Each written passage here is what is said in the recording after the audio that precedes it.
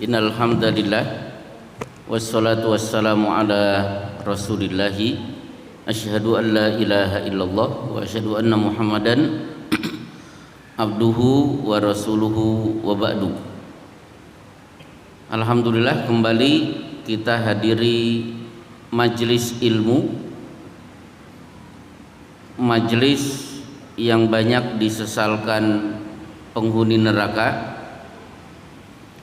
karena Imam Bukhari di Kitabul Ilmi, di kitab sahihnya, menampilkan perkataan penghuni neraka ketika mereka berkata, wa qalu law kunna nasma'u, seandainya dulu kami sempat untuk mendengar, meluangkan waktu untuk mendengar, berarti mendengar pengajian, mendengar ceramah.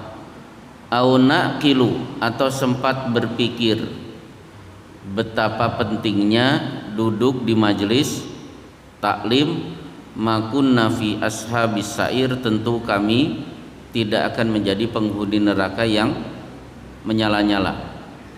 Jadi mereka masuk neraka gara-gara tidak datang ke pengajian. Orang yang tidak datang ke pengajian berarti tidak tahu halal haram, tidak tahu perintah larangan, tidak paham mana sunnah dan mana bid'ah. Akhirnya perintah tidak ditunaikan, larangan diterjang. Walhasil mereka masuk neraka. Baik, insya Allah materi yang akan saya sampaikan hari ini berkenaan dengan minyak wangi. Nampaknya materi yang semoga menjadi ilmu baru bagi bapak-bapak. Apa yang perlu bapak ketahui tentang minyak wangi? Minyak wangi ini dalam bahasa Arab kadang-kadang ditampilkan dengan al-misku, atau Rasulullah juga pernah menyebut anbar. Anbar itu salah satu minyak wangi. Maka kalau ada mbak-mbak punya nama ambarwati, ambar itu minyak wangi, ranking kedua setelah minyak kasturi. Silakan bapak-bapak yang punya anak lahir diberi nama anbar atau bukhur. Yang perlu bapak ketahui tentang minyak wangi, satu, komentar Rasulullah Shallallahu Alaihi Wasallam tentang minyak wangi. Beliau bersabda, hubbiba ilayya minad dunya atib wan nisa.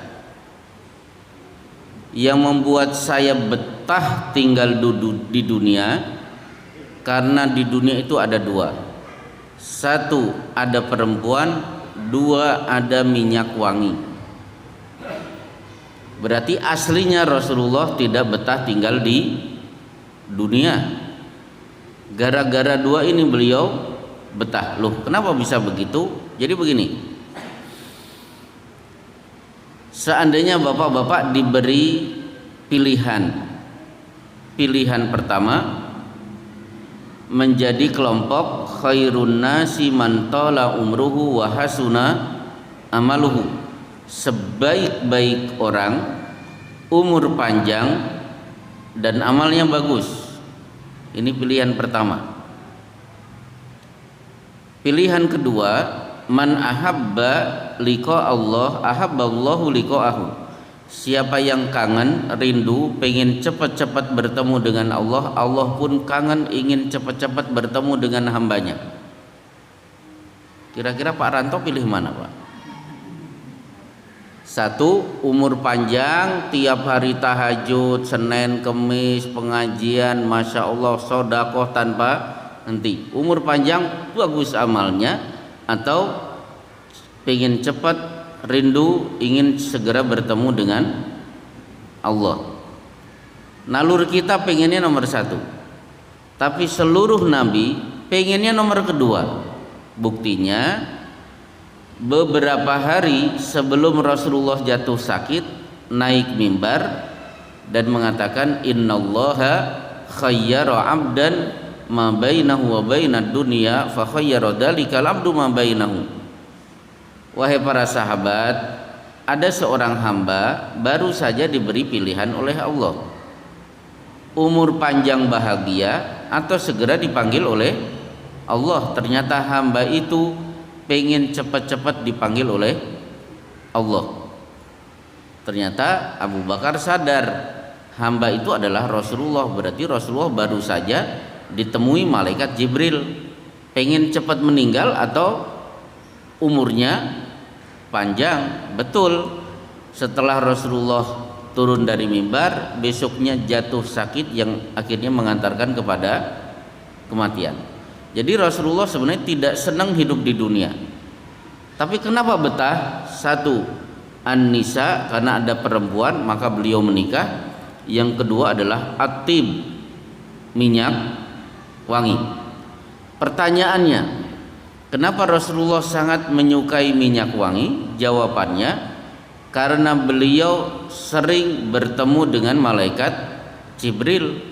Bagi bapak-bapak yang pernah belajar iman kepada malaikat, dan di situ disebut salah satunya adalah bahwa para malaikat itu seluruhnya senang dengan wewangian. Maka demi menjaga perasaan kehadiran malaikat Jibril, maka Rasulullah di rumah selalu tersedia botol isinya minyak wangi. Nah, ketika minyak wangi disukai oleh para malaikat, maka minyak wangi sangat dibenci oleh setan. Setan itu senang sesuatu yang tidak nyaman untuk dicium oleh hidung. Maka banyak setan berada di WC, sehingga kita ketika masuk WC, Allahumma inni a'udzubika minal khubuthi wal khaba'is, ya Allah lindungi aku dari jin laki dan jin perempuan. Karena memang jin senang dengan WC, sesuatu yang kotor, bau. Berbeda dengan malaikat, sangat menyukai minyak wangi. Nah, ketika kita semuanya punya korin, malaikat dan jin pendamping, berarti bikin malaikat nyaman bersama kita, malaikat rahmat, dengan mengenakan minyak wangi, dan bikin jin yang merupakan korin kita juga tidak senang berdekat-dekatan dengan kita. Jadi minyak wangi membuat malaikat korin betah berdekat-dekatan dengan kita, sementara minyak wangi tidak disukai oleh jin korin. Baik, masalah pertama selesai. Masalah kedua, meskipun Rasulullah di rumah punya botol isinya minyak wangi dan beliau kenakan minyak wangi itu, ternyata aslinya tubuh Rasulullah Shallallahu Alaihi Wasallam wanginya melebihi minyak kasturi. Nah, jadi beliau suka minyak wangi, ternyata badan Rasulullah itu aromanya adalah minyak kasturi. Apanya? Satu, kulitnya. Dua, keringatnya. Tiga, air ludahnya. Sekarang mana dalilnya? Satu, berkenaan dengan air ludah. Anas bin Malik mengatakan, utiya Rasulullah Sallallahu Alaihi Wasallam bidalwin. Rasulullah dibawakan seember air. Famajja fihi majjatan. Beliau pun meludah ke ember itu. Faidah huwa atyabu min rihil misk. Ternyata air di ember itu berubah aromanya lebih wangi daripada minyak kasturi. Itu air ludah. Kemudian keringat. Keringat Rasulullah juga aromanya minyak kasturi. Buktinya ketika eksekusi mati Ma'is bin Malik karena berzina, eksekusinya adalah dirajam, dilempar batu sampai mati.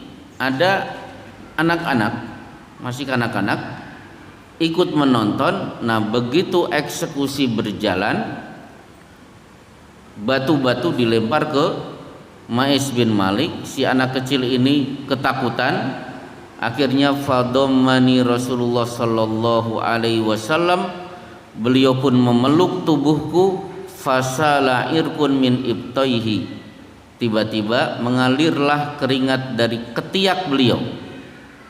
Fa idza huwa atyabu min rihil mis, ternyata wanginya melebihi daripada minyak kasturi. Nah, kemudian itu keringat, sementara kulitnya ketika Anas bin Malik berjabat tangan dengan Rasulullah sallallahu alaihi wasallam, faida abradu minas salji, ternyata tangan Rasulullah lebih dingin daripada es, wa atyabu min rihil mis. Akhirnya saya cium tangan saya, ternyata aromanya lebih hebat daripada minyak kasturi.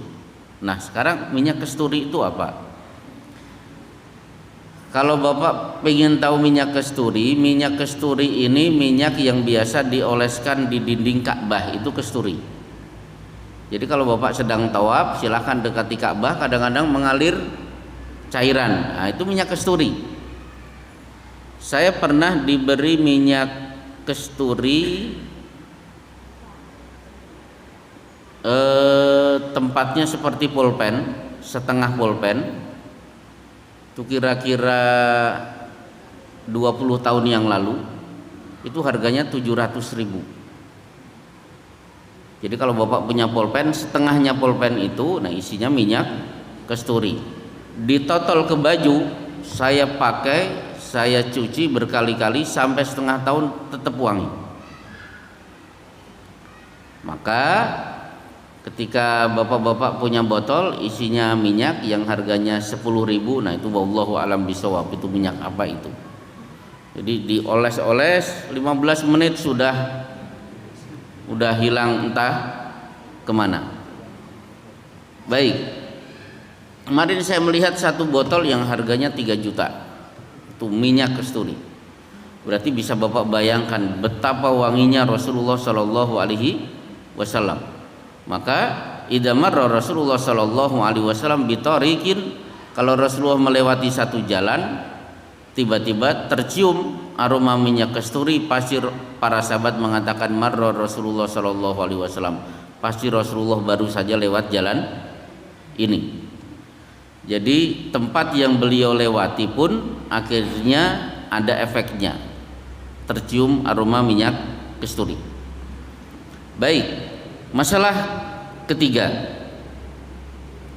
selain Rasulullah, ternyata kita dapatkan aroma kasturi ada pada roh orang beriman.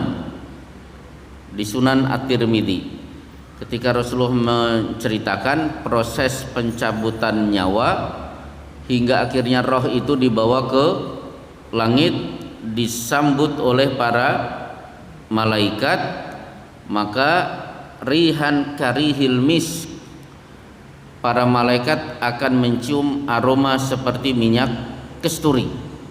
Dan khusus Ma'is bin Malik yang dengan ikhlas datang minta dirajam, dia mengaku berzina, begitu rohnya naik ke langit, Rasulullah pun bersabda, lahuwa atyabu min rihil misk, roh dari Ma'is bin Malik ternyata lebih wangi daripada minyak kasturi, dirasakan oleh Rasulullah Shallallahu Alaihi Wasallam. Yang keempat, minyak kasturi aromanya juga ada pada angin yang berhembus dari negeri Yaman. Jadi ketika nanti Nabi Isa alaihissalam turun di bawah menara putih di Masjid Bani Umayyah di Damaskus menjelang iqamat subuh, dan begitu turun hingga akhirnya sholat subuh bersama kaum muslimin, PR yang akan dikerjakan oleh Nabi Isa adalah satu, membunuh Yahudi dan membunuh Dajjal. Setelah itu salib-salib dihancurkan, semua babi di bumi ini akan musnahkan. Ketika umat Islam sudah merasa nyaman, tidak ada kejahatan, tiba-tiba benteng Ya'juj dan Ma'juj jebol, kemudian keluarlah Ya'juj dan Ma'juj. Bagi bapak-bapak yang sering mendengar Ya'juj dan Ma'juj ini bukan setan tapi manusia sama seperti kita. Ketika Nabi Nuh alaihissalam selesai banjir, anaknya bernama Kan'an mati tenggelam. Setelah itu Nabi Nuh punya 3 anak. Anak pertama bernama Sam, yang kedua Ham, dan yang ketiga adalah Yafith. Sam ini hidungnya mancung, cikal bakal bangsa Arab dan Bani Israel. Kalau Ham ini berkulit hitam, berarti Afrika. Nah, Yafith ini anak yang matanya sipit. Ya silakan Bapak lihat, yang merasa sipit berarti kakek moyangnya bernama Yafith. Nah, untuk Sam anak pertama, inilah yang sempat dihidupkan oleh Nabi Isa alaihissalam ketika Nabi Isa di surat Al-Maidah dan surat An-Nisa, surat Ali Imran, diberi kelebihan oleh Allah, wa ituhrijul mauta biidni, bisa menghidupkan yang mati. Nah, yang salah satu yang bisa dihidupkan adalah Sam. Jadi anak tertua setelah Kan'an, setelah sekian ribu mati kemudian dihidupkan oleh Nabi Isa alaihissalam. Nah, Yafith matanya sipit. Dari keturunan Yafith itu ada suku bernama Ya'juj dan Ma'juj. Inilah bangsa yang jahat, ternyata tubuhnya, kekuatan fisiknya luar biasa. Dipanah maka panah rontok, dibacok juga tidak mempan. Melihat kekuatan tubuhnya, maka Nabi Isa mengajak umat Islam untuk menyingkir sambil berdoa kepada Allah biar Allah yang membinasakan. Dan betul ketika huru-hara kerusakan di bumi terjadi, maka Allah mengirimkan penyakit yang menyebabkan keluar ulat-ulat dari tubuh si Ya'juj dan Ma'juj. Ya'juj dan Ma'juj selesai. Setelah itu umat Islam bahagia. Total Nabi Isa akan bersama umat Islam selama 40 tahun, meninggal dunia akhirnya dan akan disolatkan oleh kaum muslimin. Kita tunggu jamaah Masjid An-Nur siapa yang ikut menyolatkan jenazah Nabi Isa alaihissalam. Nah, setelah itu baru innallaha yab'atsu rihan minal yaman, Allah akan kirim angin berhembus dari Yaman, aliyanu minal harir, lebih lembut daripada kain sutra, wa atyabu min rihil mis, lebih wangi daripada minyak kesturi, la tada'u mu'minan illa qabadathu, tidak dibiarkan orang beriman menghirup angin itu kecuali pasti akan mati. Baik. Kemudian yang kelima, aroma minyak kesturi akan kita dapatkan dari darah-darah para mujahid yang mati syahid di medan perang. Maka ma min maklumin yuklamu fi sabilillahi wallahu a'lamu biman yuklamu fi sabilihi wa kilmuhu yudma launu dam warrihul musk. Nanti orang-orang yang pernah terluka di medan jihad bangkit pada hari kiamat, mengalir darah, warnanya tetap merah tapi aromanya seperti minyak kesturi.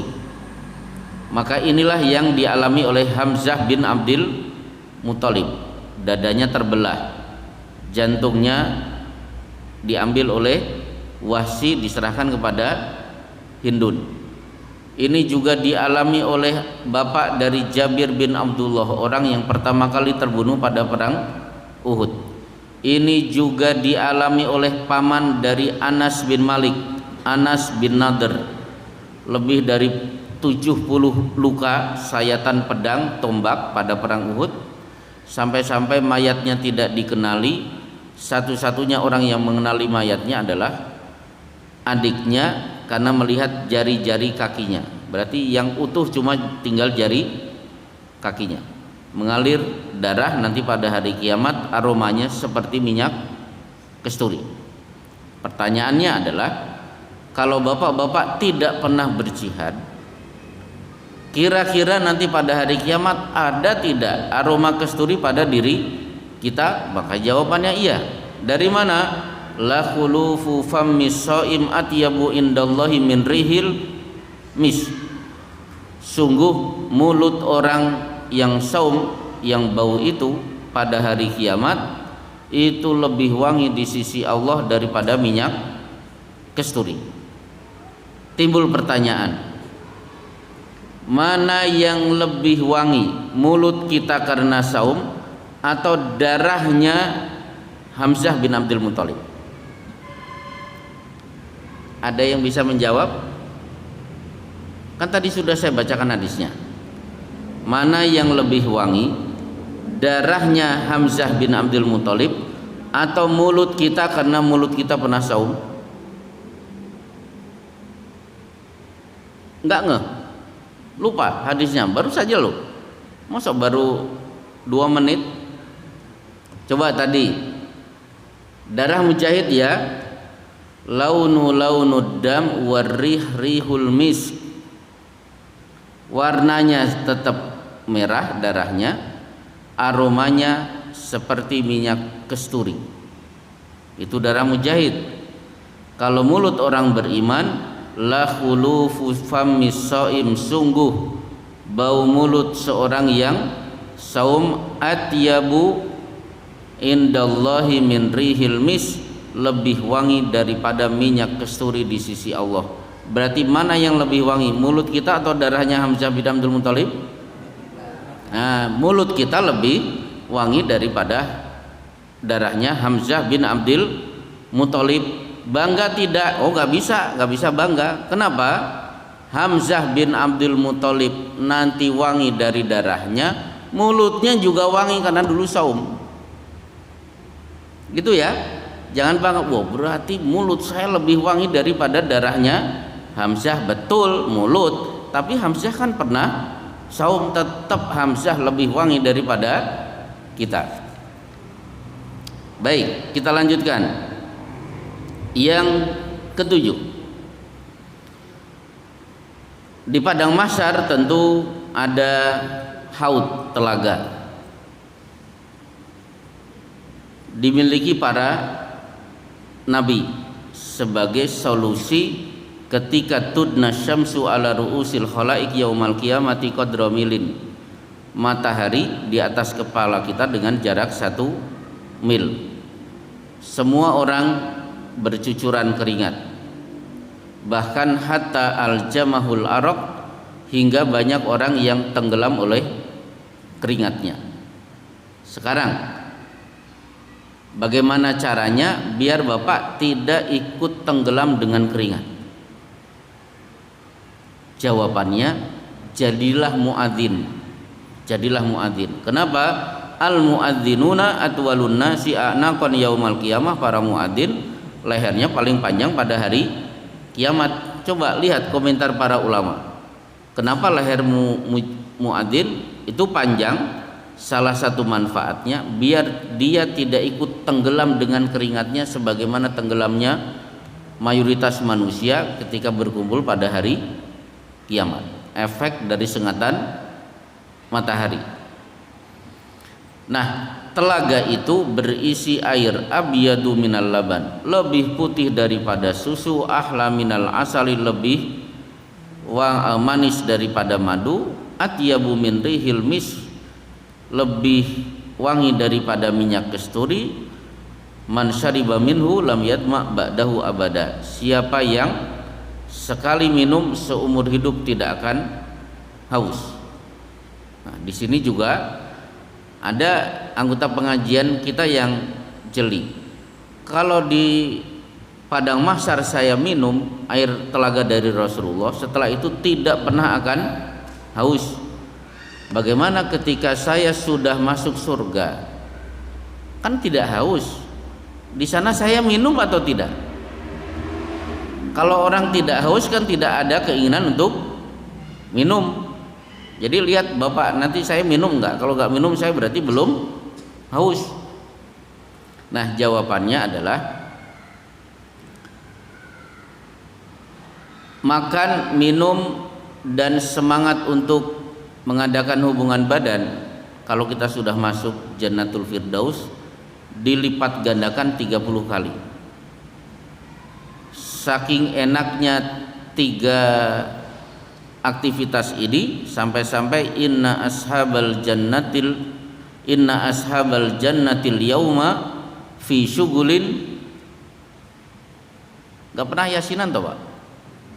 Fi syugulin fakihun, penghuni al jannah nanti akan sibuk bersenang-senang tanpa henti. Salah satunya itu makan, minum, dan mengadakan hubungan badan. Berarti kita nanti minumnya semangat, cuma bukan karena haus, tapi apa? Yatafakkah, minum dan makan untuk bersenang-senang. Bedakan makan karena lapar dan makan karena bersenang-senang. Kalau lapar berarti pagi-pagi udah ambil nasi, kemudian lauknya juga apa adanya. Kenapa? Yang penting saya kenyang. Tapi karena ada aktivitas yang menyebabkan saya makan bukan karena lapar. Apa itu? Kuliner. Seperti tetangga saya di Bekasi, mencet HP, iseng-iseng browsing kuliner di Cirebon. Ada berita empal gentong paling enak di, mendadak itu langsung, Bu ayo berangkat ke Cirebon. Berarti makannya tetangga saya pergi ke Cirebon itu bukan karena lapar, karena pengen bersenang-senang. Baik, kemudian akhirnya yang ke-8, aroma kasturi akan kita dapatkan lagi nanti di hari kiamat ketika inna ahlal jannati ya'kuluna wa yashrabuna. Kita nanti akan sibuk makan, sibuk minum, tapi la yabuluna, tidak ada efek kencing, wala yatagawwatun, tidak ada efek untuk buang air besar, wala yamkhatun, tidak pengen keluar ingus, walakin jusya, efek dari makan dan minum kita itu jusya. Jusya itu selesai makan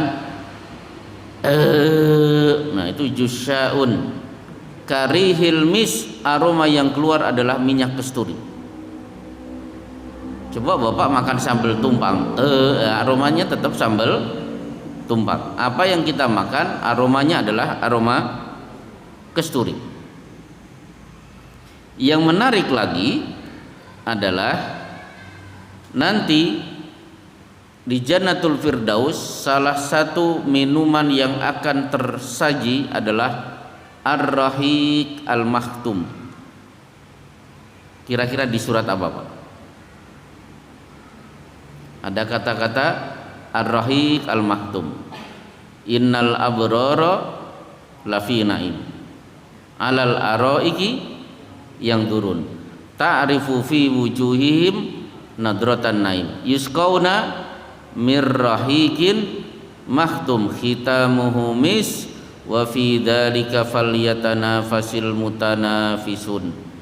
Ini adalah salah satu ayat dibaca Imam Syafi'i saat sakaratul maut. Innal abrara lafi naim, orang-orang yang banyak berbuat kebaikan nanti hari kiamat sungguh benar-benar dalam kenikmatan, kesenangan.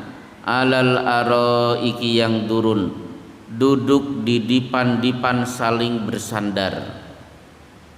Jadi ya Bapak yang nyandar-nyandar itu nyandarnya orang penghuni surga.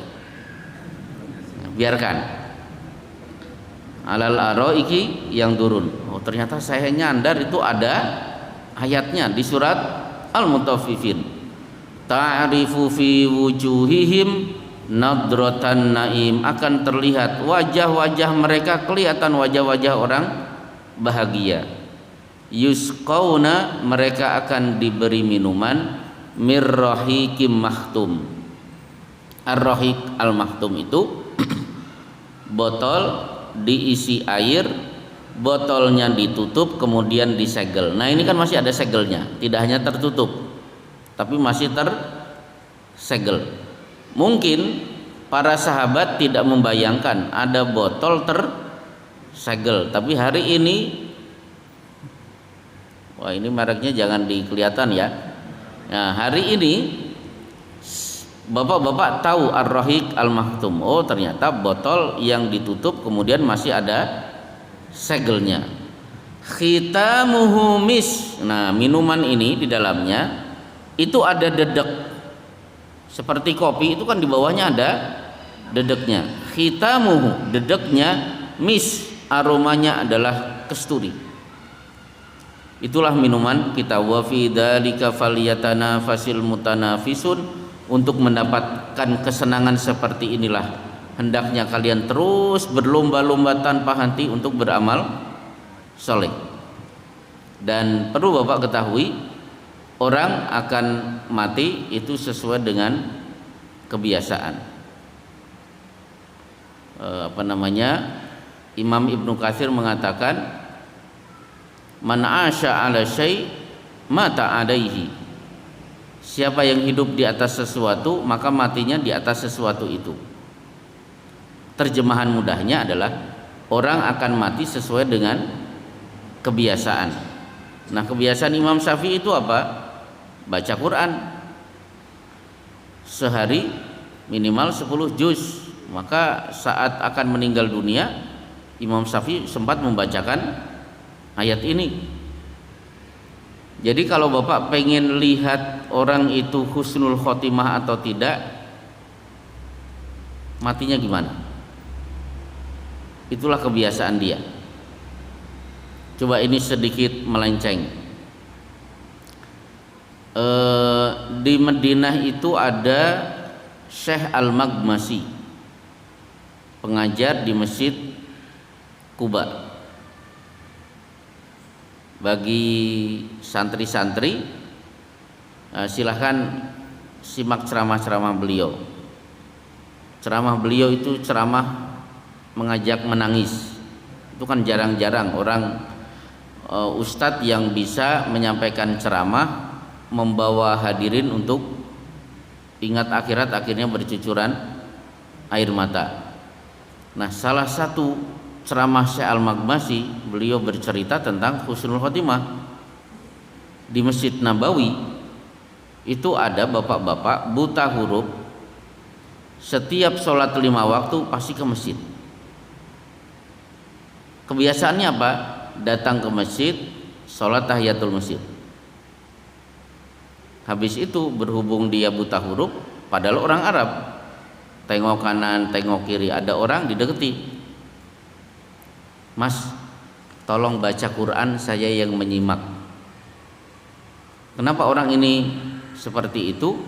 Karena dia ketika di pengajian syekhnya membawakan hadis ketika Rasulullah memanggil Abdullah bin Mas'ud, ya Ibna Mas'ud iqra alayyal Quran fa inni uhibbu an asma'u min ghairi. Ibnu Mas'ud, tolong kamu baca Quran, aku yang dengar. Saya pengin mendengarkan bacaan Al-Quran dari orang lain. Karena pembaca itu pahalanya sama dengan pendengar, sama dengan pembaca. Maka bapak-bapak kalau di masjid ada orang baca, udah kelekaran ada jadi di sampingnya. Pahalanya sama, udah nggak capek pahalanya sama. Nah itu kebiasaan harian seperti sholat 5 waktu, selalu menyimak bacaan orang dari orang lain. Nah pada suatu hari dia datang lagi ke masjid seperti kebiasaannya, tahiyatul masjid, nengok kanan, nengok kiri. Anak muda didekati. nih Quran pegang, Anda yang baca. Akhirnya dibaca oleh anak muda ini. Ketemu ayat sajadah, anak ini sujud, otomatis yang sengaja mendengar juga harus sujud. Sujud tilawah. Kalau dulu di Masjid An-Nur saya diajari sajada wajhiya lilladzi khalaqahu wa syaqqa sam'uhu wa basaruhu bihaulihi wa quwwatihi. Meskipun sebenarnya silahkan Bapak baca bacaan sujud, itu sudah cukup. Mau subhana rabbiyal a'la atau subhana subuhun kudusun wa rabbul malaikati wa ruh, atau subhanaka Allahumma rabbana wa bihamdika Allahumma gfirli. Akhirnya bapak ini juga sujud. Begitu si anak muda selesai, ditunggu bapak ini kok sujudnya lama. Dianggap khusyuk, ternyata meninggal dunia dalam keadaan sujud. Berarti dia mati sesuai dengan kebiasaan. Nah, bapak-bapak yang biasa nonton Liga Italia ini gimana ini biasanya? Ngeri-ngeri sedap. Jadi sesuai dengan kebiasaan. Kembali kepada minyak wangi. Terakhir, untuk ibu-ibu berkenaan dengan parfum, biasanya salah satu pesan saya kepada pengantin di acara pernikahan, bahwa Anda menikah dengan satu pria, maka berdandanlah untuk satu pria itu, bukan berdandan untuk semua pria. Berarti wanita itu tampil cantik, mengenakan minyak wangi hanya untuk suaminya, bukan untuk orang lain. Rasulullah mengingatkan, ayyuma mra'atin asobat bukhuran fala tashhadanna ma'ana al-isya. Wanita pergi ke masjid yang sudah terlanjur pakai minyak wangi, tolong nggak usah datang ke masjid. Bahkan dalam riwayat yang lain, faltagtasili minatib kama tagtasilu minal janabati. Boleh datang ke masjid tapi mandi seperti mandi junub, untuk menghilangkan aroma minyak wangi itu. Insya Allah cukup kelihatannya waktu isya ya. Adzan isya masuk? Belum? Kurang dikit. Ada pertanyaan? Ada pertanyaan seputar materi atau di luar pembahasan? Satu, silakan Pak.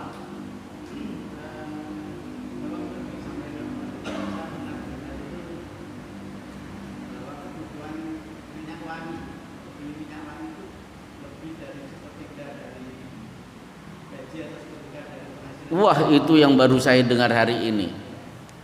Luput. Oh gitu. Bapak dapat dari mana, Pak? Oh, pernah dengar. Berarti saya baru dengar. Bapak pernah dengar, saya baru dengar. Wallahu a'lam bishawab. Yang jelas yang sudah saya tulis sebenarnya di blog saya itu ada 35 pembahasan seputar minyak wangi. Nah, yang itu belum pernah saya dapatkan. Wallahu a'lam bishawab, coba nanti saya cari lagi. Ada yang lain? Silahkan. Ya. Waalaikumsalam warahmatullahi wabarakatuh. Terkait minyak wangi yang dianjurkan pemakaiannya, tentunya di lingkungan kita sulit didapat. Oh, sulit didapat. Dan mungkin relatif mahal. Oh, relatif mahal ya. Nah, saran saya bapak-bapak, biasanya ya di toko-toko herbal itu ada minyak wangi ya lumayan, yang 10 ribuan itu loh Pak. Ya itu lumayan. Kalau di masjid-masjid di Bekasi, di Jakarta itu sudah memasyarakat. Jadi di pintu sana sudah disediakan minyak wangi, ada 5. Jadi siapa yang datang oles-oles sehingga datang ke masjid aromanya adalah aroma minyak wangi. Kenaan dengan tadi minyak wangi, alangkah baiknya kalau di sini bagi bapak-bapak yang diberi kelebihan rezeki, silahkan beli parfum, minyak wangi, diletakkan di depan pintu. Itu bagus. Itu di Jakarta, di Bekasi sudah memasyarakat. Termasuk saya lihat itu ada sutroh pembatas, ya alhamdulillah silahkan dikenakan kalau bapak-bapak sedang sholat sunnah, letakkan di depan untuk menunjukkan ini jarak saya dengan tempat sujud. Berkenaan dengan sutroh benda itu ya nanti suatu saat kita akan bahas. Banyak dalil-dalil yang perlu kita ungkap tentang sutroh. Nah tadi parfum yang mengandung alkohol, berarti kita bahas sisi madhab. Madhab Syafi'i mengatakan khamr itu najis. Khamr itu najis. Kenapa khamr itu najis? Karena Allah berfirman, ya ayyuhalladzina amanu innamal khamru wal maisiru wal ansabu wal azlamu rijsun. Jadi khamr itu najis. Nah, ketika khamr itu mengandung alkohol, maka semua alkohol itu dianggap najis dalam mazhab Syafi'i. Tapi dalam mazhab Hambali betul najis, tapi bukan bendanya, perbuatannya. Karena rijsun min amali syaiton, itu najis, bagian dari perbuatan setan, berarti najis perbuatannya. Sebagaimana ya ayyuhalladzina amanu innamal musyrikuna najasun, orang musyrik itu najis. Najis apa? Perbuatan syiriknya.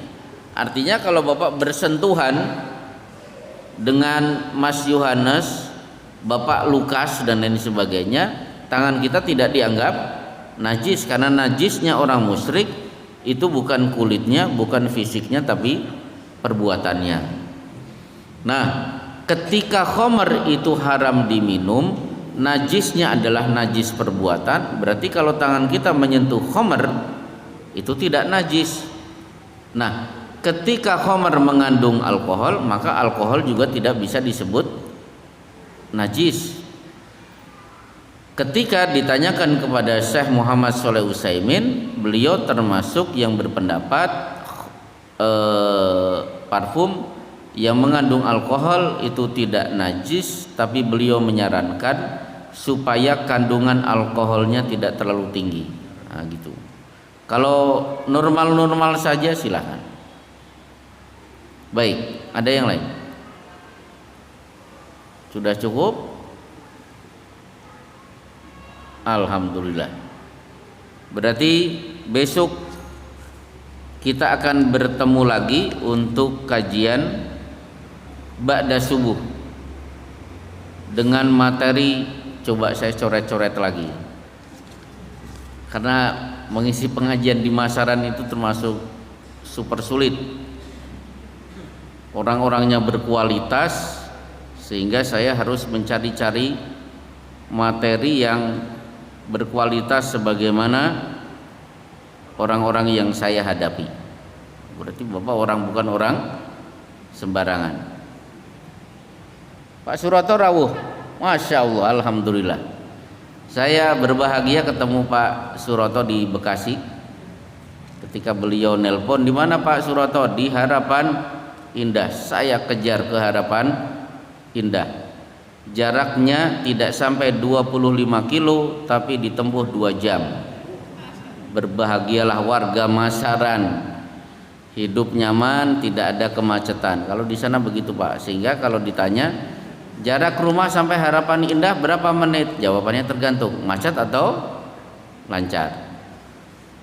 Pokoknya kalau bapak-bapak ada yang punya gawe main-main ke Bekasi, silakan SMS.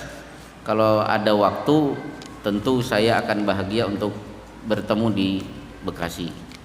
Sebagaimana kemarin, baru seminggu kemarin, ustadz-ustadz kita dulu di pesantren lewat medsos akan mengadakan kunjungan ke Bekasi. Siapa alumni di Bekasi? Saya yang langsung ngacung duluan. Saat tinggal di mana nanti saya akan sowan. Ternyata justru beliau akhirnya tidur di rumah kita. Wah, satu kebahagiaan luar biasa. Rumah dikunjungi oleh orang-orang soleh. Tentu ngabari dulu. Kalau tidak ngabari, ya begitulah. Banyak yang datang ke rumah saya ternyata tidak ketemu. Jadi saya tidak punya spare waktu yang pas. Baik, cukup. Kita akan menunggu waktu iqamat. Wassallallahu ala Muhammad wa ala alihi wa sahbihi wasallam. Assalamualaikum warahmatullahi wabarakatuh.